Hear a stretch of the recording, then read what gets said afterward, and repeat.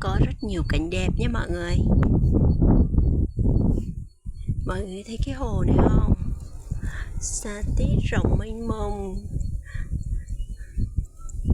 Đây là địa phận thuộc huyện Eka, tỉnh Đắk Lắk. Đấy, một cái hồ rất là mênh mông, rất nhiều tôm cua cá nhé mọi người. Xung quanh là đồng ruộng chín vàng ươm. Bên kia là những cây ăn trái.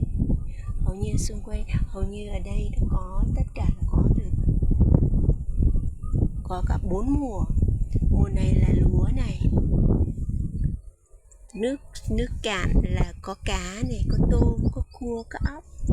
Đến mùa trái cây người ta thì vèo lên bờ một xíu là trái đường này, trái cam này, trái quýt này,